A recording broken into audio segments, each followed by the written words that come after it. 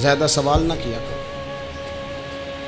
ایک مقام پہ نبی پاک علیہ السلام نے فرمایا حج فرض ہے۔ ایک صاحب نے اٹھ کے پوچھا حضور ہر سال؟ حضور خاموش ہو گئے۔ پھر پوچھا حضور ہر سال؟ سرکار خاموش ہو گئے۔ تیسری بار پھر پوچھا حضور ہر سال؟ نبی پاک علیہ السلام نے فرمایا زیادہ سوال نہ کیا کرو، میرے منہ سے نکل جاتا نا ہر سال فرض ہے تو رب نے ہر سال فرض کر دینا تھا، تمہارے لیے مشکل ہوتی۔ اور فرمایا جس چیز کے لیے میں تمہیں حکم دوں وہ کر دیا کرو، اور جس چیز میں تمہیں آزاد کر دوں اس میں آزاد ہو جایا کرو، زیادہ باریکیوں میں نہ جایا کرو۔ جن لوگوں نے بھی باریک بن کے چیزیں ڈسکس کرنی چاہی نا الجھ گئے، تنگ آ گئے، اور جو کسی ایک دروازے کے فقیر تھے، ایک دروازے کے فقیر تھے، ایک دروازے کے فقیر تھے، کسی ایک راہ سے خیرات لیتے تھے، زیادہ الجھاؤ نہیں پیدا کیا انہوں نے۔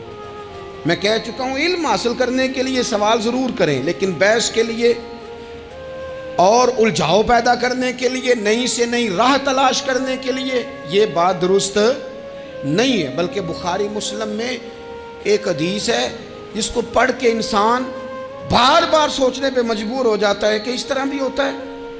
حضرت انس بن مالک رضی اللہ تعالیٰ عنہ ارشاد فرماتے ہیں ہم سب حضور کی بارگاہ میں بیٹھے تھے، بخاری مسلم ہے، نبی پاک علیہ السلام تشریف فرما تھے، حضور کی عادت مبارکہ تھی جہاں موقع آیا حضور بیٹھ گئے، حضور زمین پہ جلوہ فراز تھے، صحابہ کرام نے سوال پوچھنے شروع کیے، سوال پوچھنے شروع کیے، یہ بھی بتائیں یہ بھی بتائیں۔ کچھ نوجوان تھے انہوں نے کچھ سوالات شروع کیے، انہوں نے بہت زیادہ سوالات کیے کثرت سے۔ تو حضرت انس بن مالک رضی اللہ تعالیٰ عنہ فرماتے ہیں بہت سوالات، جب زیادہ سوال ہو گئے نا اللہ کے رسول صلی اللہ علیہ وسلم اٹھ کے نا ممبر پہ بیٹھ گئے، فرمایا پوچھو جو تمہارا جی چاہتا ہے میں بتاؤں گا، پوچھو، کرو سوال کرو۔ ایک شخص نے اٹھ کے عرض کی یا رسول اللہ میرا باپ کون ہے؟ فرمایا حذیفہ۔ دو لوگ اور اٹھے یا رسول اللہ ہمیں لوگ تانے دیتے ہمارا باپ۔ فرمایا تمہارا باپ وہی ہے جس کی طرف تم منسوب ہو، اسی باپ کی جائز اولاد ہو۔ ایک بندہ اور اٹھا، اس کا لہجہ بھی کچھ اس طرح کا تھا، کہنے لگا حضور میں جنت میں جاؤں گا کہ جہنم میں؟